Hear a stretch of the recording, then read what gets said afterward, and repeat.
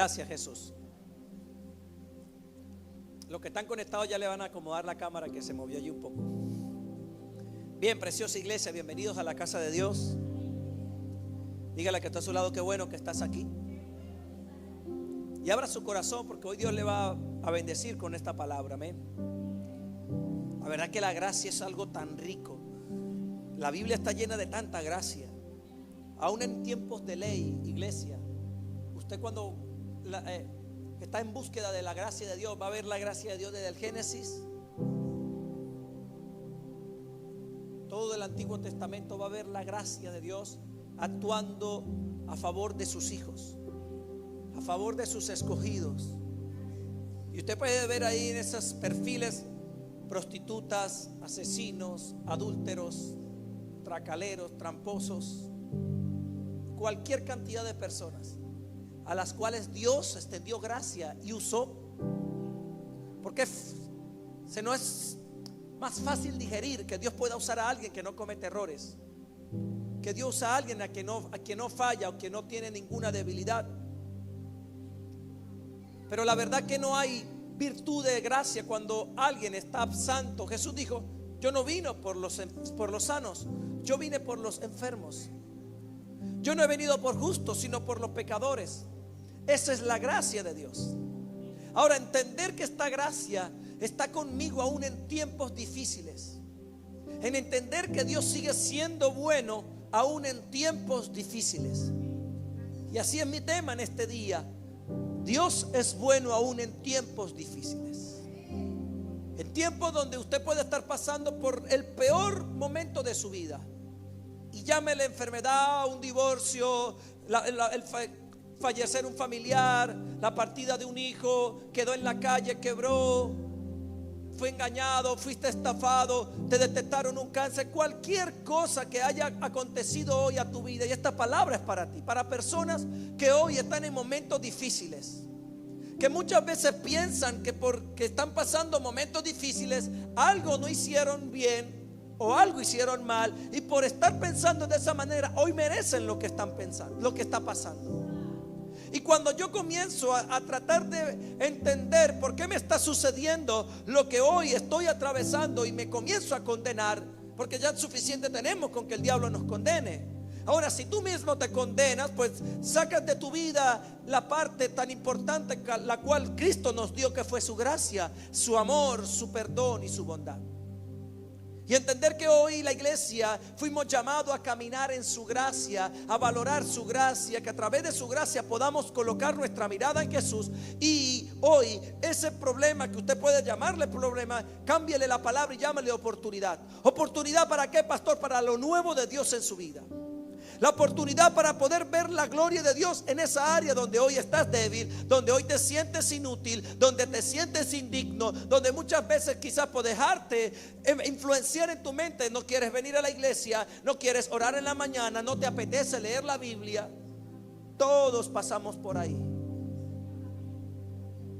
Ningún hombre de Dios le va a decir a usted que, oh no, es que yo siempre estoy ungido. No. Muchas veces los hombres de Dios, Dios tiene que agarrarlos y sacarlos de aún del peor pozo de su vida para poder ser usados. Jesús no llamó a 12 apóstoles porque eran perfectos. No, todos tenían su carácter, su idiosincrasia, su cultura, su forma de pensar. Y cuando se unían era porque Jesús era el centro de ellos 12. Y ese Jesús, siendo el centro de sus vidas, les permitía caminar en amor, abrazarse entre ellos. Si no tuviese estado Jesús, se hubiesen matado unos con otros. No eran fáciles. La edad promedio de los apóstoles, para que uno lo ve ya en su estado ya sanado con la sombra y nada, eran muchachos que variaban entre los 20 a los 27, 26 años. Eran muchachos, esos eran los discípulos de Jesús. Ustedes pueden bajar un Pedro ya después de 40 años que sana con la sombra y todo, no. Eran muchachos débiles, con tantas flaquezas emocionales, espirituales, etcétera, pero que Jesús los llamó para ser usados por el Espíritu Santo y que tuvo que procesarlo? Claro que sí, porque hoy venimos a aprender, hoy venimos a ser enseñados, porque fuimos llamados por Dios. Fuimos llamados desde su gracia a estar en este lugar, a ser partícipes de lo que Dios quiere hacer, no solamente en Maranata, sino lo que Dios quiere hacer con su iglesia en el mundo. Entender que este mensaje ya no cabe en cuatro paredes de un templo, se escapa ya y se va a través de tantas naciones que hoy estamos aquí conectados, que puede estar tocando países como Colombia, Ecuador, Perú, Estados Unidos. Hay tanta, la gracia, amado hermano, no se hizo para un país, no se hizo para solamente una parte de Sudamérica, se hizo para todo el mundo. Jesús dijo: id y predicar este evangelio a toda criatura, a todos. Yo no puedo callar o tratar de retener lo que Dios creó para todo el mundo, que ese fue su mensaje. Y cuando yo entiendo que es para todo el mundo, tengo que comenzar a abrir mi mentalidad. Pero ¿qué me limita a mí a abrir la mentalidad? Mi interior, ver y falta de conocer que la palabra de Dios quiere darme a mí prosperidad en tantas áreas. Y quiero empezar en un verso que está en el libro de Tercera de Juan, en el capítulo 1. Ese libro es fácil porque solamente tiene un capítulo, así que no se va a perder. Dice el verso 3, o empieza desde el verso 2. Dice la palabra amado. Es una palabra que Dios nos expresa a nosotros. La primera cualidad de un padre hacia su hijo es el amor. Un padre ama. Por encima de todas las cosas, un padre ama. Entonces Dios le habla a sus hijos, es decir, a nosotros: amado, yo deseo que tú seas prosperado en todas las cosas y que tengas salud. O sea, mire que Dios habla de una prosperidad. La palabra prosperidad en el hebreo antiguo no es una palabra tan simple como solamente tener dinero. Es una palabra muy rica en riqueza. Es no solamente tener dinero, tener salud, tener una buena familia, tener una estabilidad emocional, física y espiritual. Por eso Juan le habla a la iglesia diciéndole: amado, yo deseo que tú seas prosperado en todas las cosas. ¿Se está dando cuenta? Diga conmigo: todas las cosas. Todo. Hasta en lo más insignificante que usted pueda hoy pensar que Dios no está, ahí Dios quiere estar. Y que tengas salud, así como prospera tu alma. Entonces, una de las primeras cosas que Dios quiere prosperar en tu vida no es afuera, es tu alma, tu interior.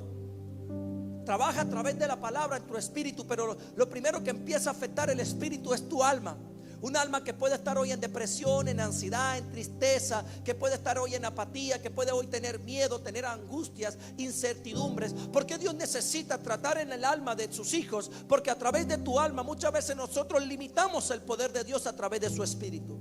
¿Y qué pasa cuando nuestra alma no está siendo habituada a la atmósfera del reino de Dios por medio de la palabra? Comienza nuestra mente a divagar y empezamos a caer en la ley. Y nuestra alma, amado hermano, tenemos que habituarla. Es habituando el alma a la gracia de Dios.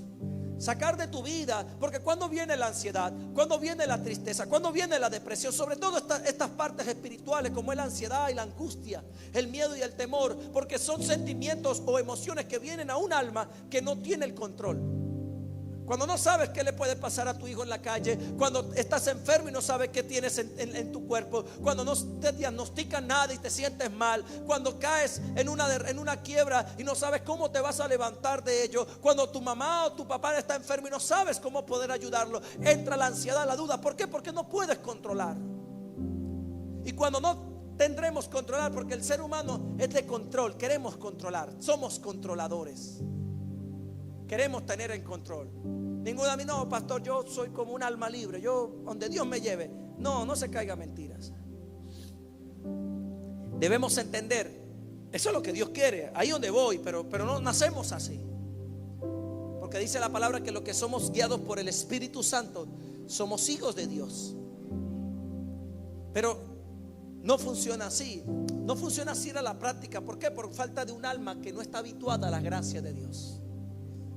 Y no solamente viene de Jesús, sino mucho antes. Cuando Dios quiso sacar al pueblo de Israel, escúcheme, porque eso hace Dios.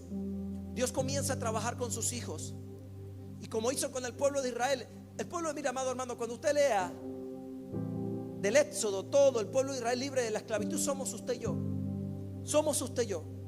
Uno dice el pueblo de Israel, pero yo cuando leí yo decía: pero qué pueblo tan bruto, Padre Santo, porque eran tan tercos. Y el Espíritu Santo me decía, así eres tú. Qué desobedientes, así eres tú.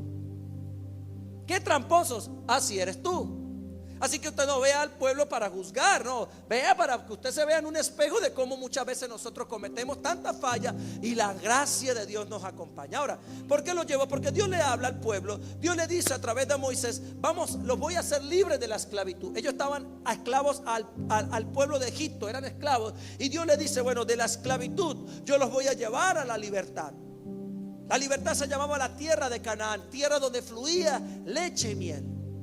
Entonces, cuando yo entiendo que Dios me agarra en la esclavitud, usted puede llamarla esclavitud, puede llamarla enfermedad, pobreza, escasez, a punta de un divorcio. Y Dios quiere llevarte a la sanidad, Dios quiere llevarte a la restauración, Dios quiere llevarte a un nuevo nivel de vida. Dios dice en la palabra que Dios no saca de las tinieblas, sino lleva a su luz admirable. Eso hace Dios. Pero lo que no, a veces, no es que Dios no lo dice, pero es que si nos los cuenta en detalle salimos corriendo, la verdad. Y que lo que no nos dice muchas veces lo que hay en el medio, y es el desierto, donde la palabra desierto muchas veces manifiesta encuentro con Dios. Eso traduce un desierto. Cuando Jesús fue lleno del Espíritu Santo, dice la palabra de Dios que fue llevado por el Espíritu Santo al desierto para ser tentado por el enemigo. Ahora, Dios, ¿qué quería con el pueblo de Israel en el desierto? Tener comunión con ellos.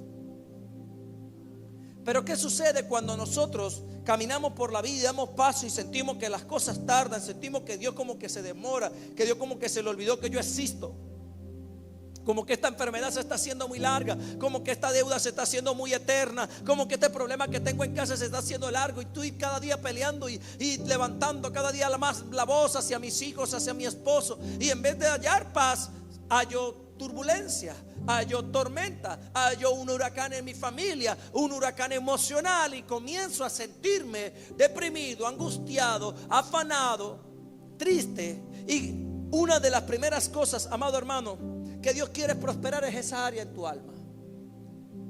Es hacerte saber que Él tiene el control. ¿Y cómo lo hacemos? ¿Cuándo viene ese control a tu vida? Cuando conocemos a Dios. La prosperidad viene a un alma cuando conoces a Dios. ¿Y cómo conozco a Dios, pastor? A través de su Hijo. Por medio de Jesús es donde vas a comenzar a tener el control. No porque tú los tienes, porque Dios te enseña a llevar el control. Él te guía. Él guía tus pasos. Por eso Jesús dice, Él les guiará a toda verdad. No es que Él los va a controlar. Dios no es controlador. Dios, como buen padre, nos guía. O sea, usted sabe como papá que usted no puede controlar a sus hijos. Un padre que intenta controlar a sus hijos desde pequeño, mira, apenas ese muchacho cumpla la mayoría de edad, eso es como un cohete para los New Uniteds. Dice, me voy.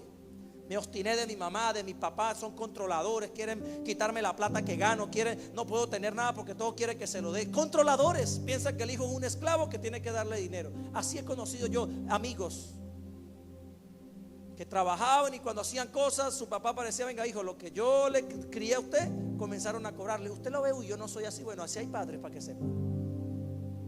Pero bueno, en esta iglesia no hay padres así, gracias a Dios. Yo tuve amigos así. Yo lo veía, y cuando yo lo veía trabajaban, y a veces, ¿y la plata que usted ganó? No, mi mamá me la quitó. Pero ¿por qué si usted fue el que trabajó? Manipuladores, son faraones. Por eso los hijos no aguantan a un padre así. Y esto es una perla que Dios le está dando a ustedes. Los hijos no se pueden controlar. Se les guía, se les enseña, y al final del día ellos tomarán sus decisiones. ¿Está aquí? ¿Cuántos dicen amén? Entonces yo entiendo que a los hijos Dios no nos controla. Dios no lo anda, uy, espera que hice la de que se escache, que le voy a caer encima. Dios no anda así. Dios no es un policía del cielo que anda pendiente suyo a ver si usted se come la luz roja y le pone. En el mundo sí, usted va en un país desarrollado y se come la luz roja, y prepárese porque le llega la ley a su casa. Y le llega en forma de dólares o de euros, y ahí sí duele. Como tengo amigos que mire que eso me ha dicho Pablo, eso yo no supe en qué momento, no sé en qué semáforo me comí la luz y me llegó la multa a la casa. Yo le dije, usted quizá no supo, pero las cámaras que lo graban sí saben. Y no son multas de $2, de 5 ni de $20. Cuando me dicen el monto, a mí casi me duele también un poquito el estómago, porque a veces puede representar 2-3 días de trabajo para una persona. Pero bueno, no es el tema. Pero ¿a qué voy con esto? Dios, siendo un buen padre, comienza la transición del pueblo de Israel, y Dios los saca de la esclavitud y los lleva en el proceso, los mete en un proceso llamado desierto. Por eso todo lo que hoy estamos atravesando, cualquier tipo de situación, la que sea, llámale un proceso. Estoy en mi proceso, y en ese proceso no estoy. Dios no me va a dejar morir, Dios no me va a dejar en bancarrota, Dios no me va a dejar en la enfermedad, ni en la soledad, ni en ningún tipo de situaciones ni de pensamiento que hoy esté llegando a su corazón. Por eso le pido, abra su corazón para que este mensaje pueda entrar a donde tiene que entrar en su vida, y le pueda ayudar a salir de ese lugar donde usted hoy piensa que está por ley, o porque algo no hizo, porque algo hizo. Entonces, cuando yo comienzo a entender que estoy en un proceso que Dios quiere hacer conmigo, transformarme, mi Biblia dice que aquel que comenzó la buena obra en ti la va a perfeccionar hasta el día de Jesucristo. Es decir, hoy todos los que estamos aquí, aún los que están conectados, estamos en una obra que está en proceso. No estamos terminados. Por eso, amado hermano, una de las cosas que usted no puede hacer es juzgar el proceso de su hermano. No critique a ningún hermano, no juzgue a su hermano. Cada uno está en su proceso. Yo no puedo criticar a un hermano que yo sé que Dios lo tiene en el proceso, que Dios lo está procesando en su carácter, como padre o como esposo o como madre, como hermano, etcétera. Cada uno está en su proceso. Lastimosamente la ley no es así. Ve a usted enfermo y de una vez le pone los, ay, ¿qué estará haciendo ese hermanito? Ay, está enfermita, ay, pobrecita, le llegó la ley. Eso algo está haciendo esa hermana. Por algo está enferma. Eso no viene solo. Entonces viene el revísese. Y yo le digo, para hermanitos así, el diablo no hace falta. No estamos para condenar. Ahora, ¿qué sucede aquí, amado hermano? Voy a comenzar a enseñar cómo Dios comienza a través de Jesús y de todo lo que Jesús ha hecho, a sacarnos de esos estados y a enseñarnos a nosotros que en los tiempos malos Él sigue siendo bueno, que cuando no merecemos Él sigue siendo fuerte y sigue siendo estable. Ahora quiero que vaya conmigo al libro de Números, capítulo 20, y vamos a empezar a leer desde Números.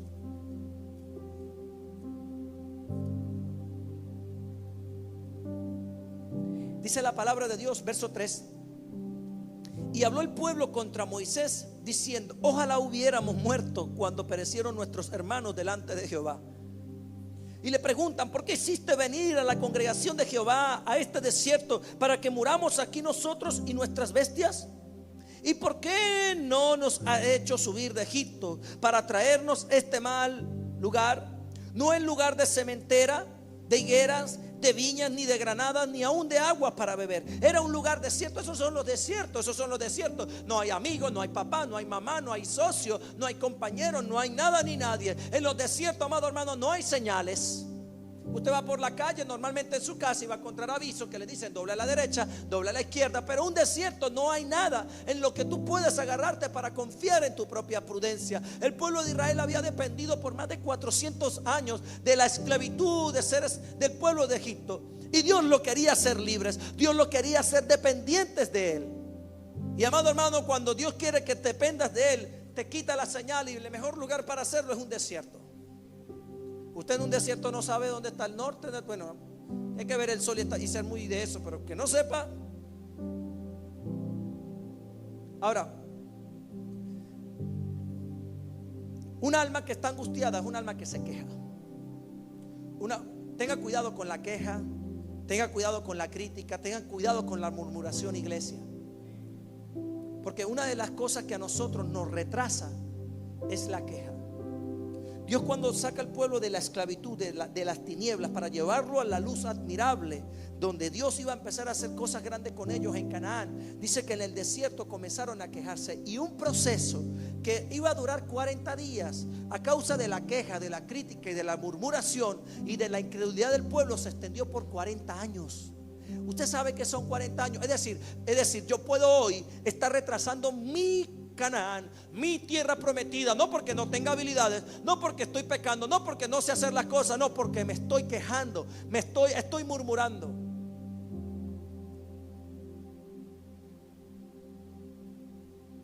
Escuche bien esto. Y sé que tengo mucha gente aquí que son inmigrantes, que están en otros países, que me escuchan. Tengan cuidado cuando van a otra tierra. No se queje de la tierra donde Dios los lleva.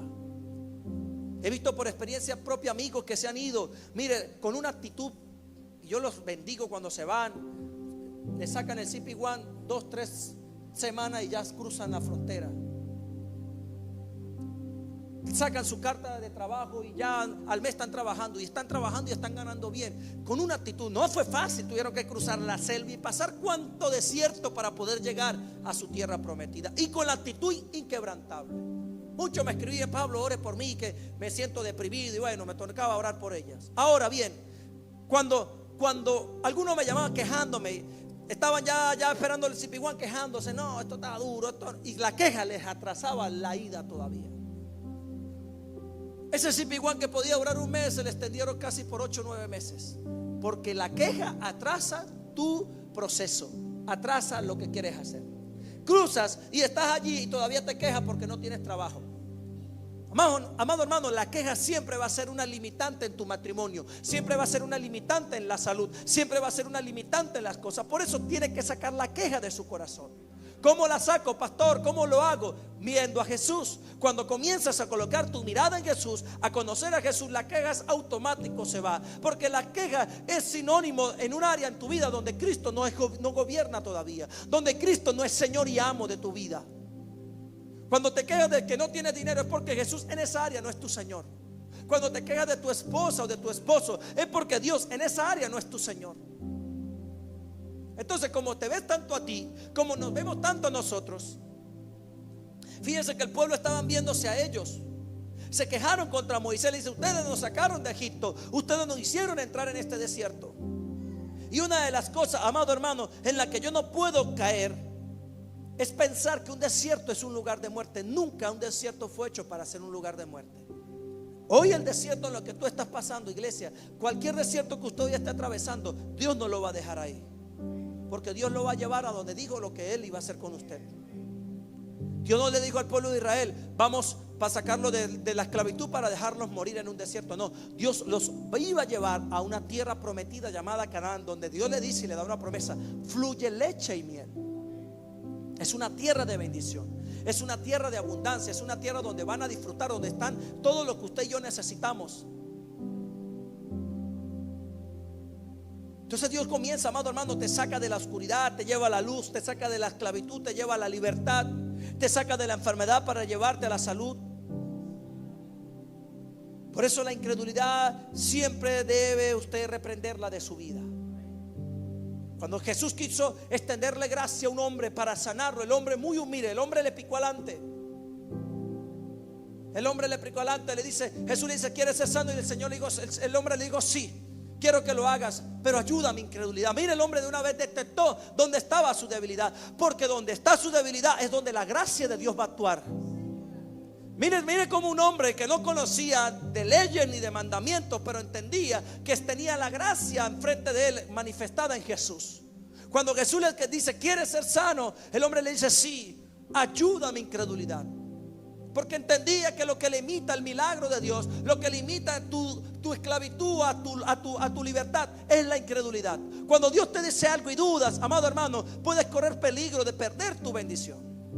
Y en esto no es Antiguo Testamento, esto es la gracia.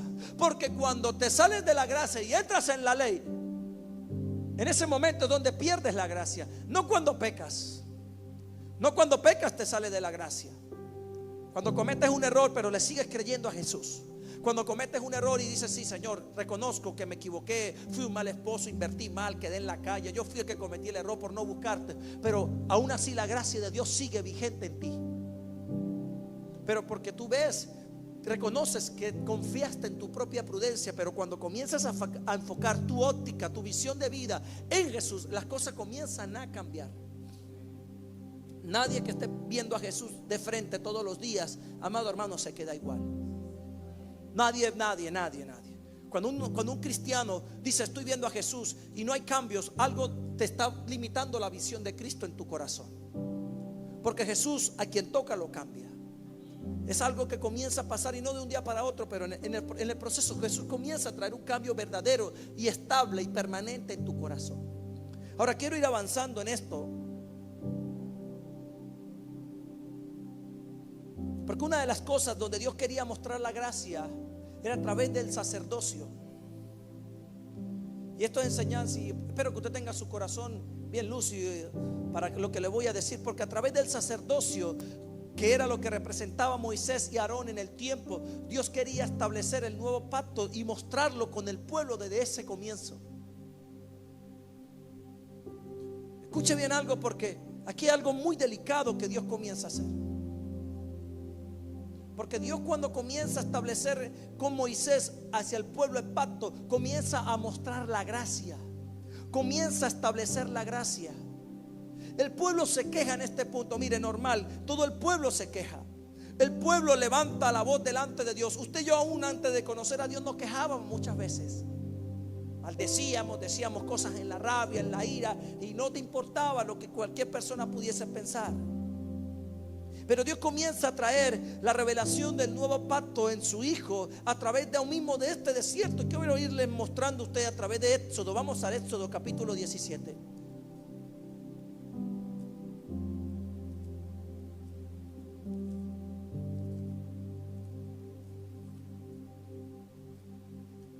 Gracias, Jesús. Verso 5 dice: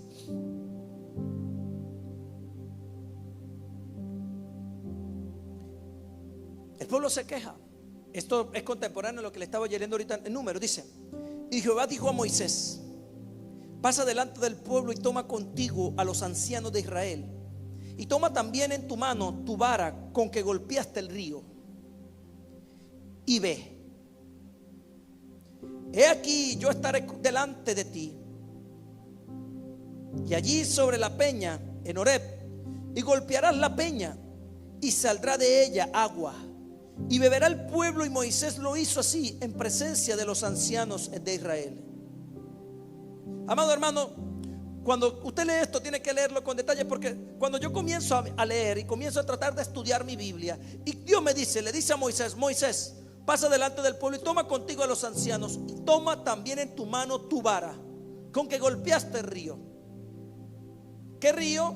Cuando el pueblo de Egipto estaba Dios desatando juicio, las plagas era el juicio de Dios sobre el pueblo de Egipto por la esclavitud. Y una de las cosas que representa la vara de Moisés es el juicio de Dios sobre la tierra.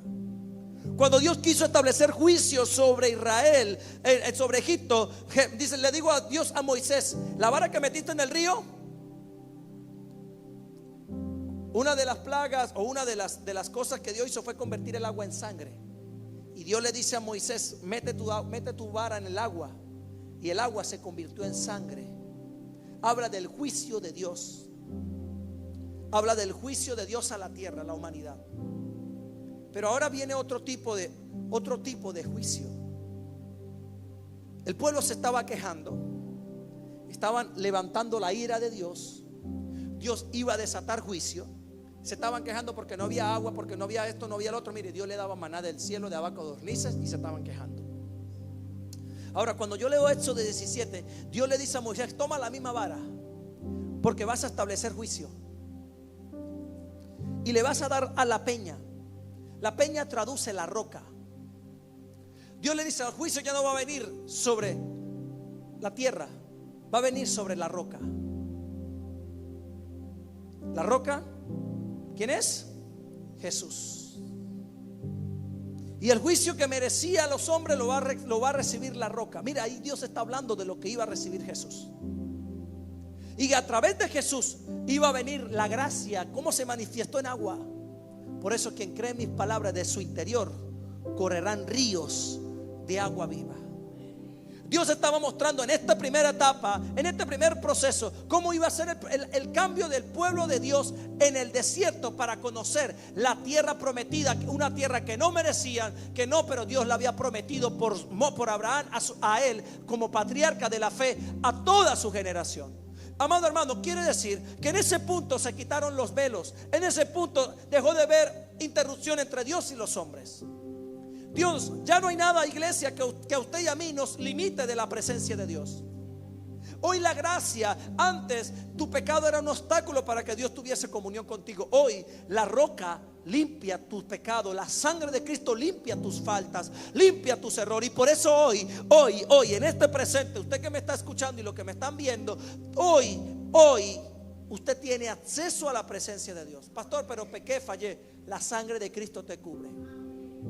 Pastor, pero tengo muy debilidades. Abogado tenemos para con el Padre, Jesucristo el justo. Y tienes derecho a beber de su agua. Tienes derecho a su gracia. Tienes derecho a ser sano, a ser libre, a tener un matrimonio restaurado, una familia bendita. Tienes derecho a tener éxito en la vida. Pero la pregunta, ¿lo puedes creer?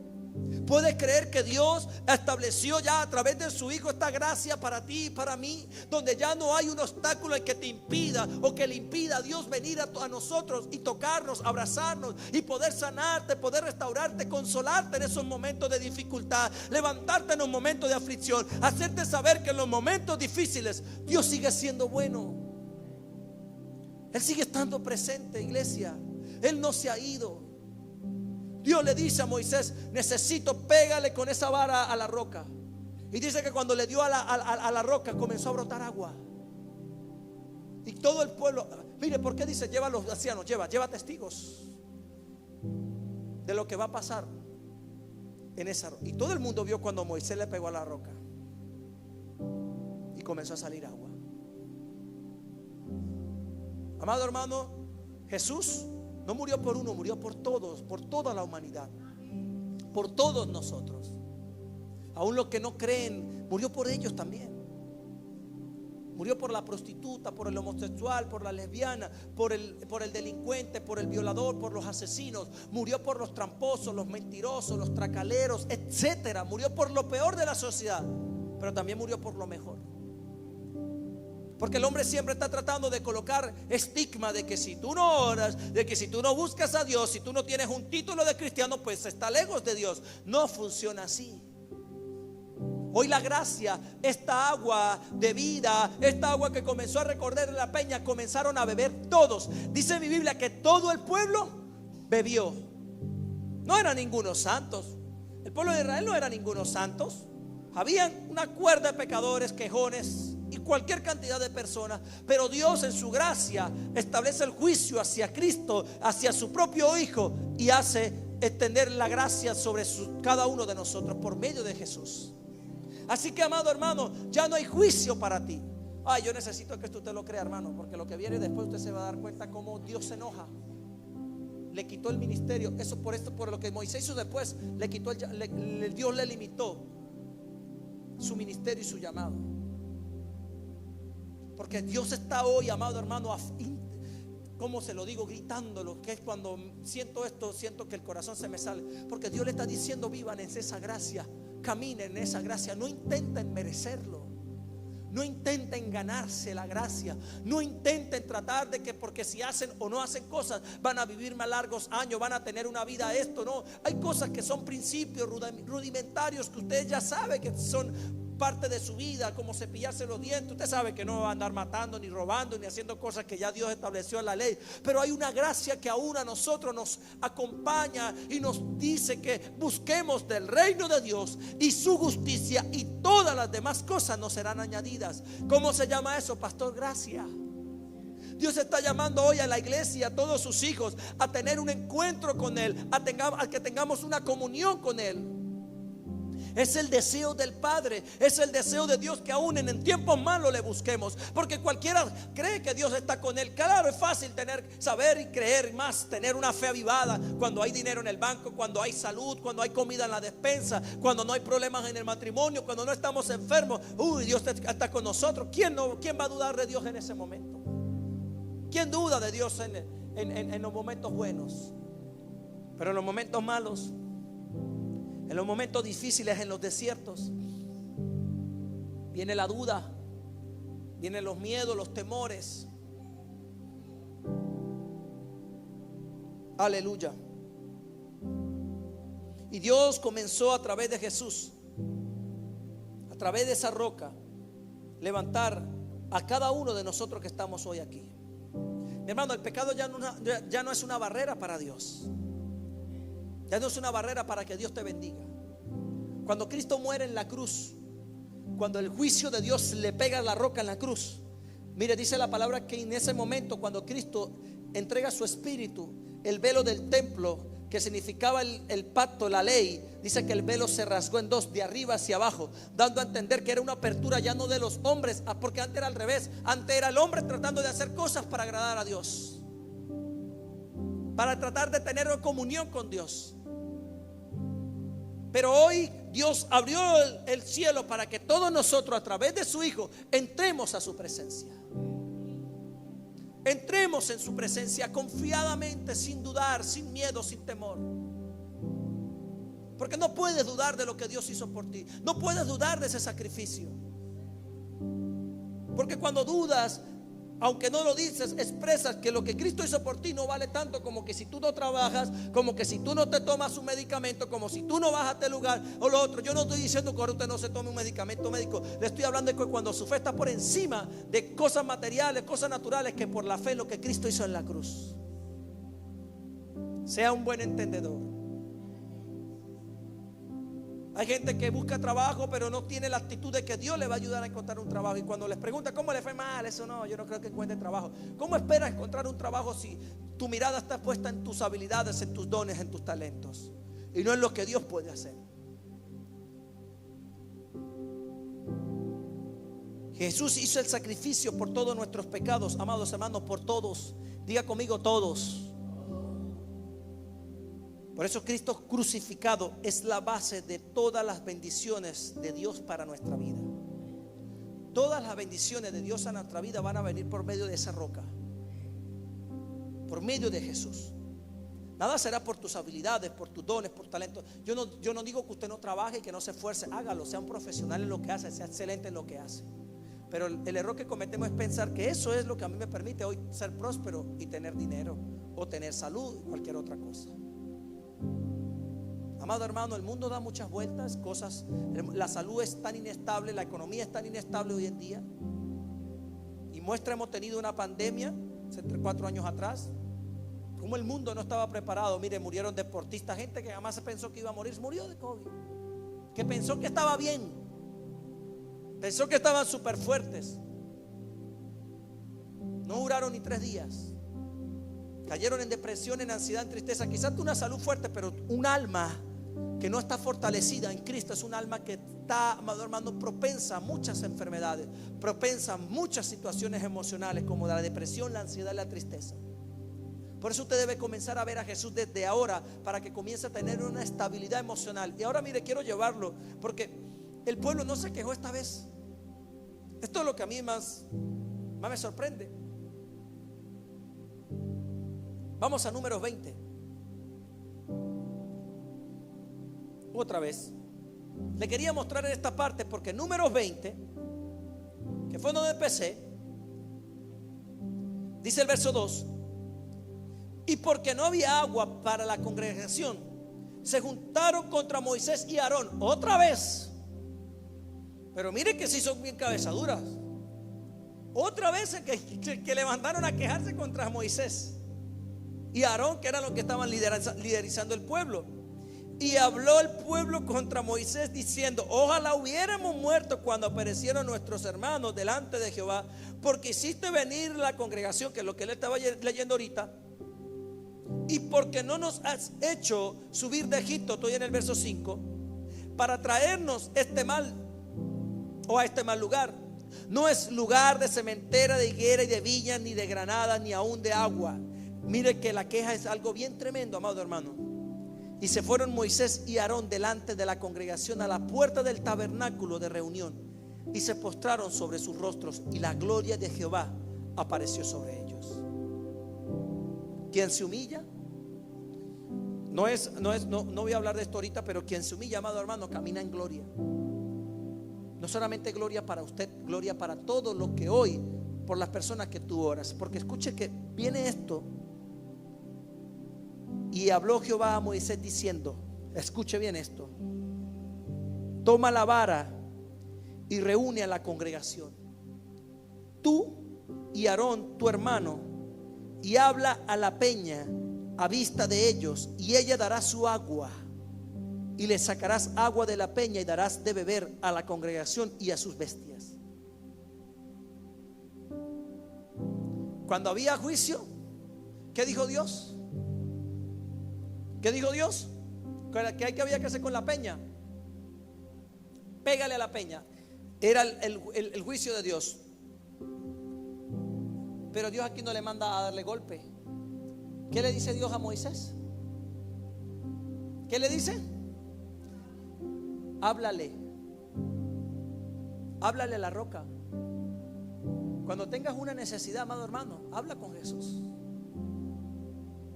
No tienes por qué tratar de pretender, por qué tratar de justificar tus errores. Habla con Él. Esto es la gracia. La gracia te da acceso a esa presencia de Dios y hablar con Él. Es lo que Dios estaba buscando. Dios estaba buscando que el pueblo hablara. Hoy en día eso es lo que debes hacer. Cuando vengan momentos difíciles a tu vida, habla con Dios. Estamos en la gracia. Mira Dios mostrando la gracia en un desierto. Dios mostrando su amor en un desierto, diciéndole a Moisés: esta vez no le pegues, háblale. Porque eso quiere Jesús hoy contigo, que le hables. No que te condenes ni que trates de saber por qué hoy estás así. Quizás hiciste mérito para estar así, pero quizás no. Y hay situaciones, amado hermano, como cuando Jesús caminaba por este lugar y ahí había una persona ciega de nacimiento, y uno de sus discípulos le pregunta: Señor, ¿pecó esto o pecaron sus padres? Jesús le responde: no pecó ni pecaron sus padres, pero está así para que la gloria de Dios se manifieste. No pienses hoy, amado hermano, que estás en una situación de debilidad o de enfermedad o de muerte, o como quieras decirle, o a punto de un divorcio porque has cometido errores. Aquí no se trata de buscar culpables. Y ora, intercede para que Dios hable, para que Dios pueda hablar a tu situación, para que Dios hable al corazón de ese hombre o a esa mujer. Cuando estamos buscando siempre la forma de justificar, la forma de establecer juicio, pero tú tienes la culpa, pero es que tú hiciste esto, pero es que tú hiciste lo otro. ¿Sabe qué está haciendo usted? Dándole con la vara a ese matrimonio, condenando a tus hijos, dañando tu propia estabilidad emocional y quizás tu propia economía y tu familia. Cuando un cristiano vive hoy a punta de juicio, a punta de tratar de entender a través de la ley, de sus acciones, ¿por qué me pasa esto a mí? En vez de llegar con un corazón humilde delante del Padre y humillarse.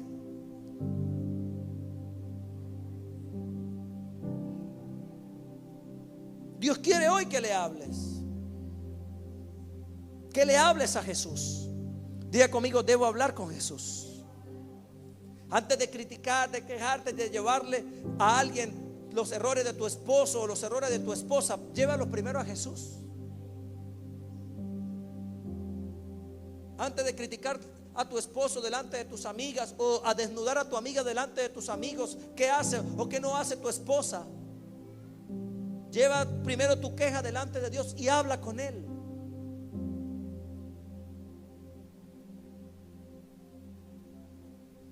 Debemos ser, amado hermano, hoy personas que hablemos desde la gracia.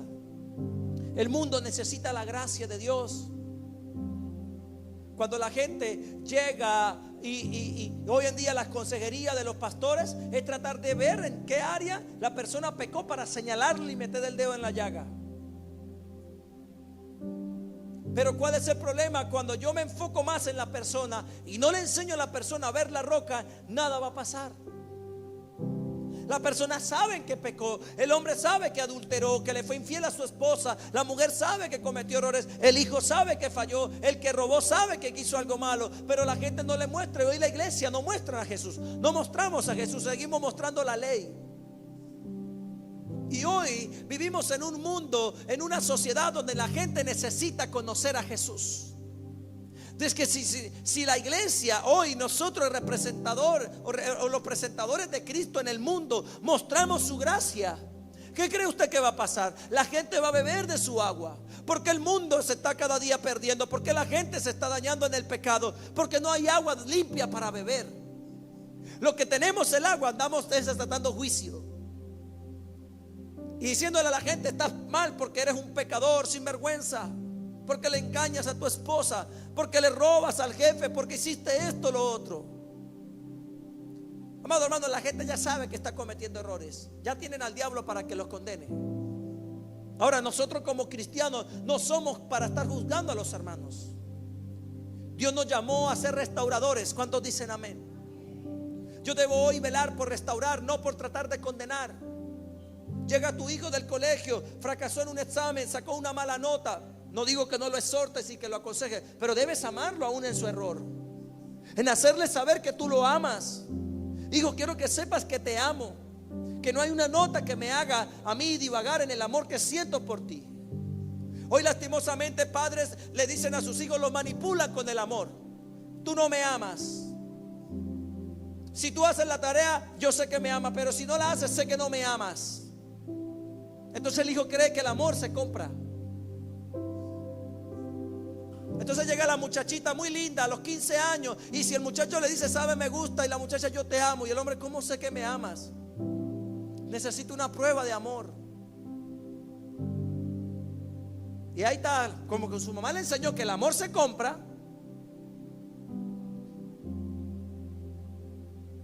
¿Está aprendiendo? Dios no es así, el amor de Dios no es así. Usted ha fallado y yo he fallado, y aún así nos sigue amando, nos sigue perdonando, nos sigue abrazando, diciéndonos cada mañana: cuando abres tus ojos, es la mayor manifestación de que Dios te ama. Tienes vida. Cuando yo abro mis ojos en la mañana y digo: gracias, papá, gracias, gracias porque sé que me amas. Es algo que no puedes dudar. El amor de Dios no va condicionado a tus obras. El amor de Dios no va condicionado a tus acciones. No está condicionado a tus pensamientos. Él te ama. Él decidió amarte, porque de tal manera amó Dios al mundo, que ha dado a su Hijo unigénito, para que todo aquel que en Él crea no se pierda, mas tenga vida eterna. ¿Cuántos dicen amén? ¿Le puede regalar un fuerte aplauso a Jesús? Suficiente amor, abundante amor, amor eterno, permanente, suficiente, que no te va a dejar ni en los peores momentos de tu vida. Es ahí donde aún en los momentos difíciles Dios sigue siendo bueno. Por eso este mensaje, porque cuando nosotros mostramos a Jesús, no, usted no muestra el carnet de su iglesia, ni de líder, ni de pastor, ni de la congregación a la que usted va. No muestra a Jesús, muestre su amor. Su amor será suficiente para traer un cambio a esa oficina donde quizás todos tus compañeros de trabajo te quieren votar. Su amor va a hacer que ese hombre, sea tu esposo, sean tus hijos, sea tu esposa, conozca a Jesús y pueda cambiar. Porque aquel a que el Hijo del Hombre libertare, ese será verdaderamente libre. Yo no tengo nada en contra de las ayudas al alma, como los psicólogos y todo este tipo de expertos que hoy hay, quieren tratar de entender el alma. Pero hoy, amado hermano, ni siquiera la ciencia puede ayudar a todo ese tipo de personas que tienen crisis emocionales. Yo no digo que no vayas, que no te ayude, pero si no vas a Jesús, si no corres a Jesús. Hoy en día el mundo, cada día las tasas de suicidio a causa de depresión aumentan. Los psicólogos en el mundo no saben, porque hoy, habiendo tantas herramientas, tantas formas de que la gente pueda tener, por decir algo, una actitud positiva, la gente cada día se deprime más y prefiere acabar con su vida antes de que enfrentar ese desierto. No entienden, no saben. Los científicos hoy que estudian esta área dicen: ¿cómo es posible que hoy la gente, mientras más información hay? Pero es que, amado hermano, aquí ya no se trata de una información, se trata de una persona. Y si no conoces a esa persona, si no le enseñas a tus hijos a conocer a Jesús, cuando lleguen las pruebas no van a saber cómo enfrentar las pruebas. Porque todos los que estamos aquí, aún los que están en sus casas viéndome, van a tener que caminar ese desierto. Todos. Y si tú desde hoy empiezas a ver a Jesús, enséñale a tus hijos a ver a Jesús. Levántalo bajo el temor de Dios, para que cuando crezca no sea parte de él. Dios mismo lo enseña, nos da su palabra para poder nosotros enfrentar los momentos difíciles, darnos cuenta de que Dios sigue siendo bueno. Ahora, ¿por qué resulta y acontece que Dios le dice a Moisés: Moisés? Porque mire que Moisés también se afana. Moisés se afanó, iglesia, y Dios le dio una orden. Dios fue claro. Dios le dijo: confía. La gracia es suficiente. Con que hables será más que suficiente. Habla, clama a mí y yo te responderé y te enseñaré cosas grandes y ocultas que tú no conoces. Cosas que ojo no vio, ni oído yo, ni han subido al corazón de hombre. Son las cosas que Dios ha preparado para los que le aman. Aprende a confiar.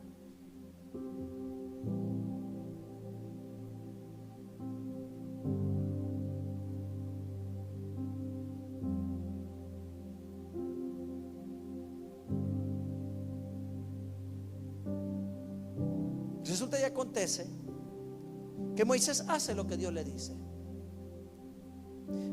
Dios le dice: habla a la peña a la vista de ellos y ella dará su agua. ¿Qué tenía que hacer Moisés? Hablar y confiar. Por nada estéis afanosos, sino sean conocidas vuestras peticiones delante de Dios en toda oración y ruego y con acción de gracias.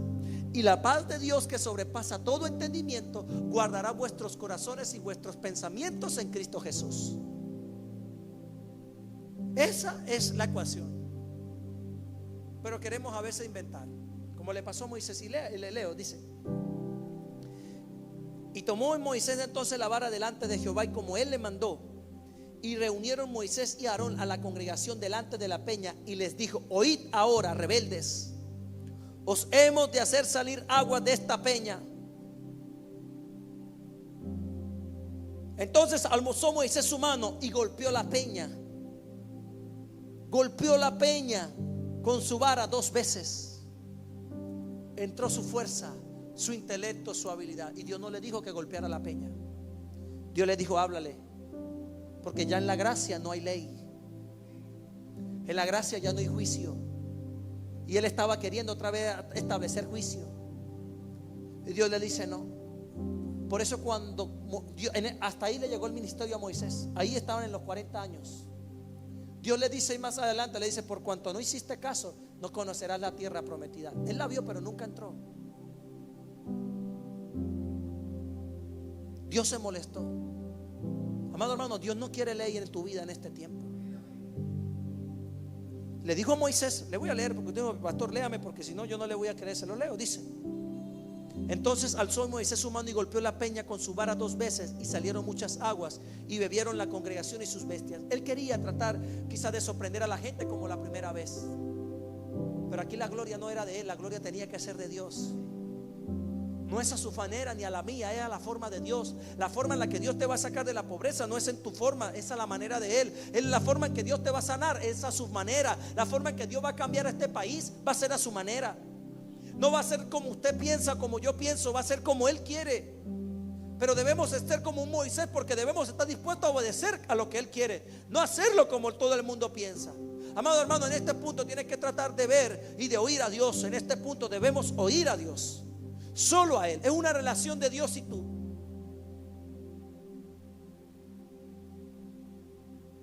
Y Jehová dijo a Moisés y a Aarón: por cuanto no creíste en mí, dudaron, fueron incrédulos, para santificarme delante de los hijos de Israel. Porque aquí, mire, amado hermano, si algo es Dios, es celoso con la gloria. La gloria es de Él. Dios no comparte su gloria.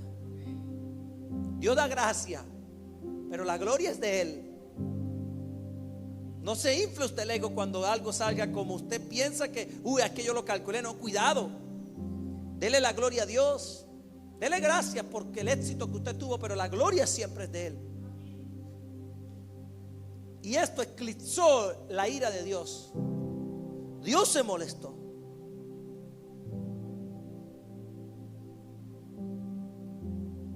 Por tanto, no meteréis esta congregación en la tierra que les he dado.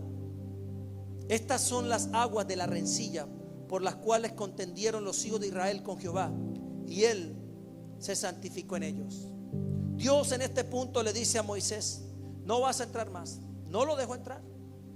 Un hombre tan usado por Dios, pero tan usado, llegandito, 40 años, ya habían pasado 40 años.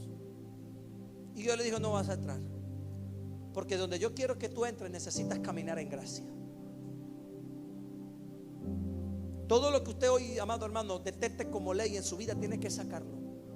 Porque a donde Dios quiere llevarte necesitas tener gracia, caminar en la gracia, porque es el nuevo pacto en el que usted y yo hoy andamos. Por eso Jesús fue radical con el tema de la ley, de la gracia. Jesús no quiere mezcolanzas. ¿Caminas en la gracia o caminas en la gracia? Hoy no tenemos opciones. Dígale que está a su lado, nos conviene la gracia. A todos nos conviene la gracia. Amén. Ahora mire, vayamos a Hebreos capítulo 4, verso 14.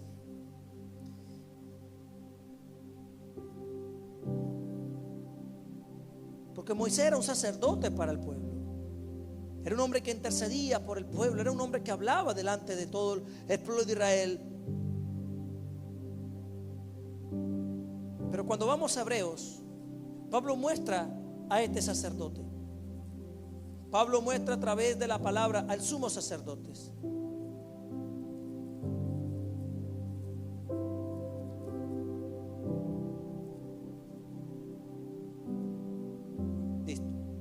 Dice el libro Hebreos capítulo 4, empiezo del verso 14.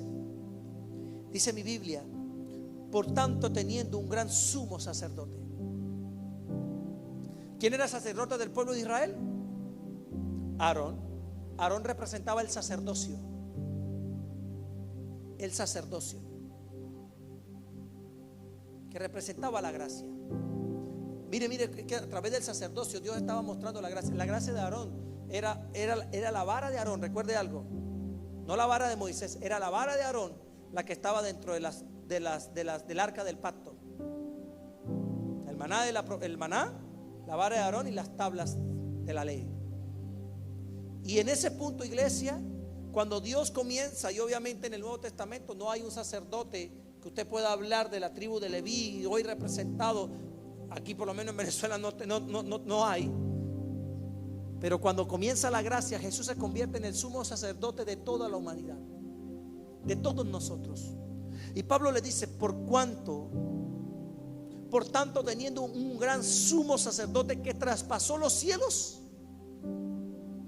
Y le da un nombre de una vez: Jesús, el Hijo de Dios.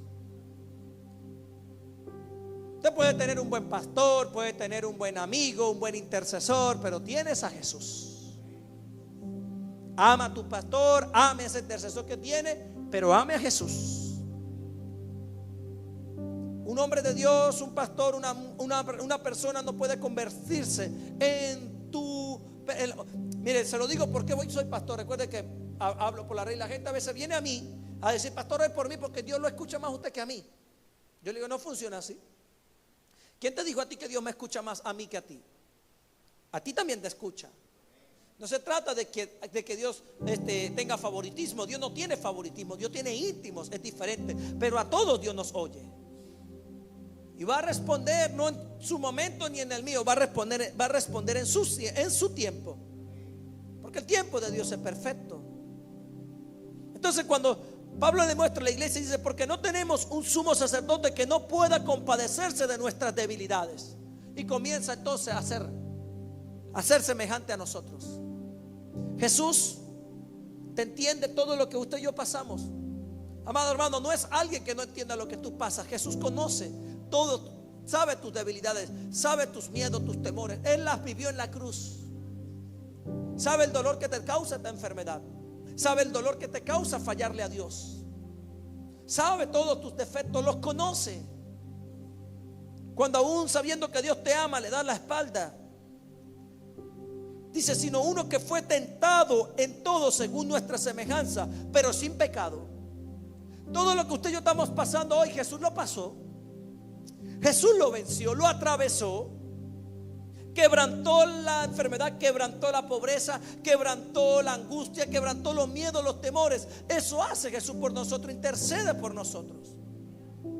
Y nos dice que en ese sumo sacerdote, mire, porque ahora anteriormente, cuando en el pueblo de Israel, el sacerdote era el intercesor por el pueblo. Siempre ha sido así. Dios siempre estableció eso, no dejó de ser así. La voz del profeta era la voz de Dios delante del pueblo. Pero quien intercedía delante de Dios por el pueblo eran los sacerdotes. El sacerdote hacía eso. Por eso cuando usted ve a Moisés con Aarón, ¿qué hicieron los dos?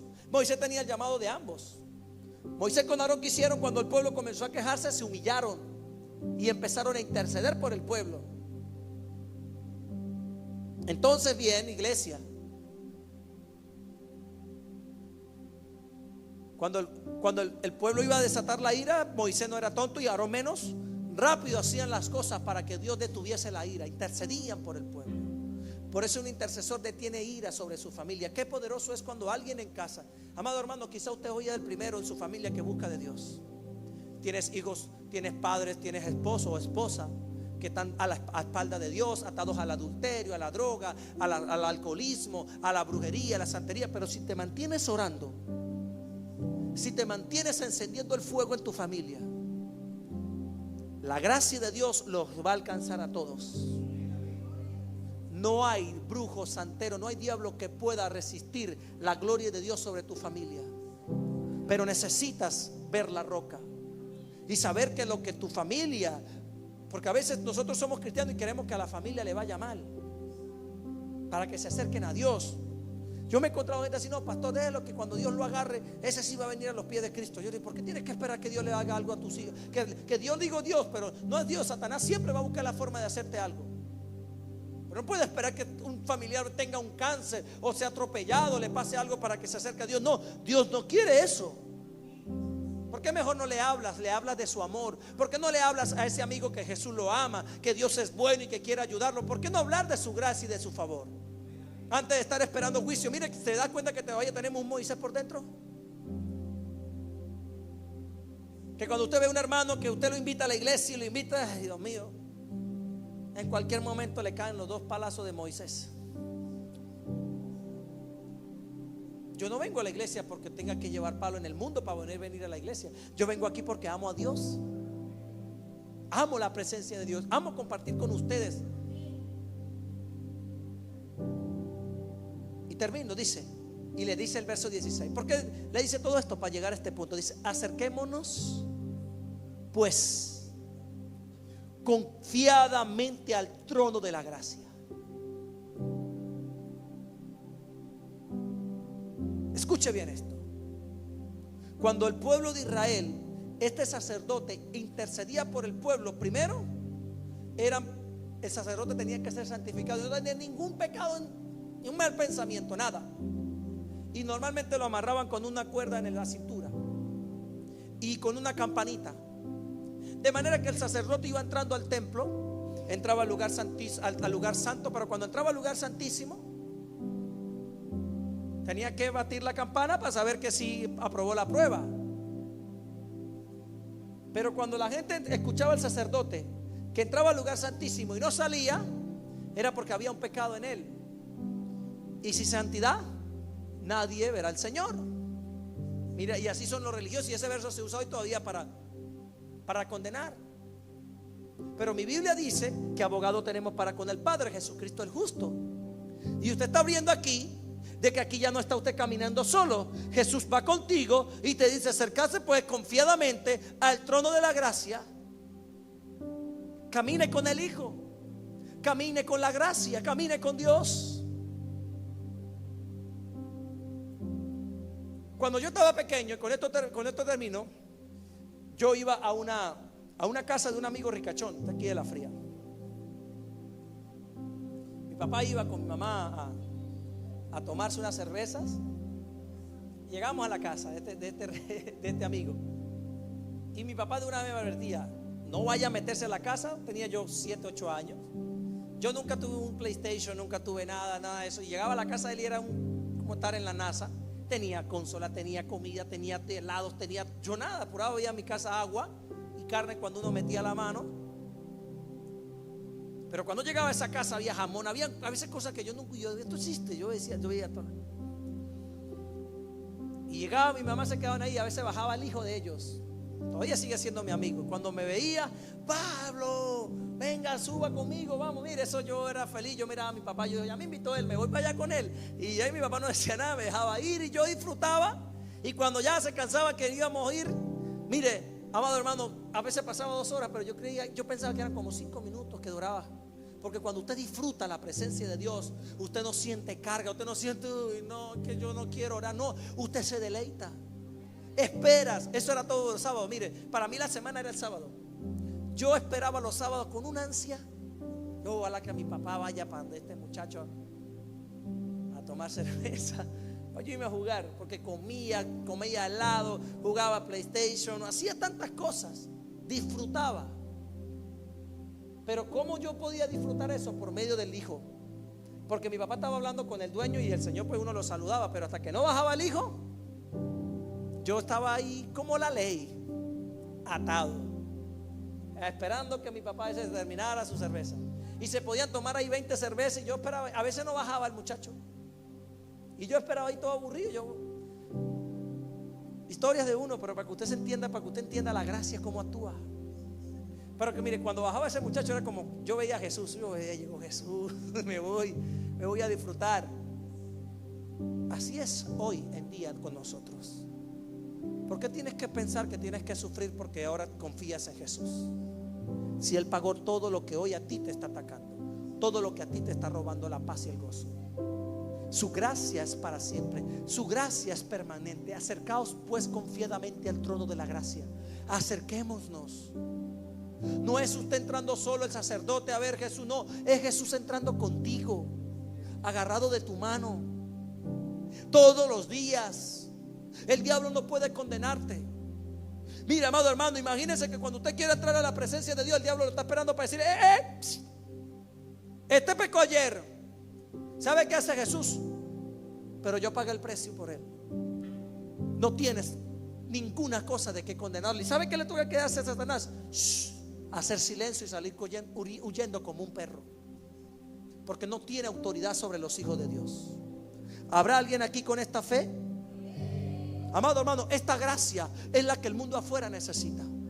Porque si nosotros hoy somos la imagen de Cristo en la tierra, ¿por qué estamos condenando a la gente? Y esto se lo digo a los que son cristianos, predicadores, a todos aquellos que están en las redes. Porque hoy la gente en las redes sociales no quiere ley, quiere gracia. Quiere a alguien que le muestre a Jesús, no que le muestre la ley. Ya lo saben. Entonces cuando usted hoy, amado hermano, ¿sabe que necesita su familia? La gracia de Dios. Si usted no enfoca su mensaje en Jesús y lo lleva a la ley, amado hermano, jamás va a ver a su familia aquí. Buscarán otra congregación en otro lugar. Porque yo no soy de ley. No aborrezco la ley, en el sentido de que yo no puedo pensar que porque sepa algo, 2 o 3 versos de la Biblia, los voy a usar para condenar a alguien. Use la palabra para restaurar. Use la palabra para fortalecer, para levantar, para animar, no para condenar. Este libro no fue creado, Dios no lo escribió para nosotros, para que andemos condenando al mundo, sino que amemos a lo que Él ama. ¿Cuántos dicen amén? ¿Le puede dar un fuerte aplauso a Jesús? Colóquese de pie, por favor. Vamos a recolectar nuestros diezmos, nuestras ofrendas. Espero le haya bendecido. Mire, no se le ocurre usted condenar a alguien. Cuidado. Cuidado con la queja, cuidado con la crítica. No, cero condenación, cero crítica.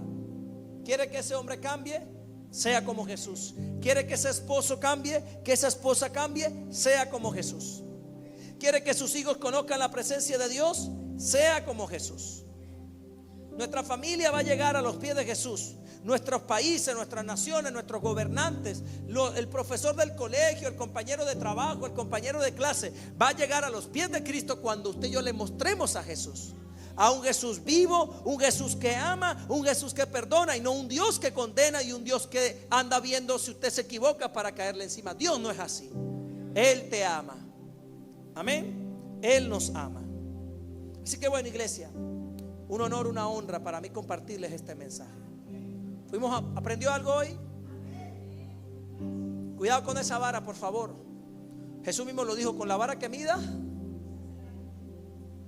con la vara que usted mida será medio. ¿Quiere misericordia en los momentos difíciles? Usted hoy siembre misericordia en otros. ¿Quiere que lo ayuden en los momentos difíciles a usted? Porque todo, mire, un día mi padre Giovanni me dijo: hijo, todo día tiene una noche, pero toda noche tiene un día. Si hoy estás pasando por tu noche, en el día siembra cosas buenas. Ama, perdona. Porque si usted quiere que en el día malo alguien lo ayude, usted va a cosechar lo que sembró. Amén. Siembre amor, siembre esperanza, siembre palabra. No siembre juicio, siembre amor. Eso es lo que hoy la iglesia debe manifestar allá afuera en la calle. Amor y esperanza. Mire, cuando eso se predique, aquí no van a haber sillas vacías ni en ninguna iglesia del mundo, porque la gente va a correr a los pies de Jesús, porque necesitan a Jesús. Levante su sobre, su ofrenda, mi hermano. Vamos a orar, vamos a bendecirlo.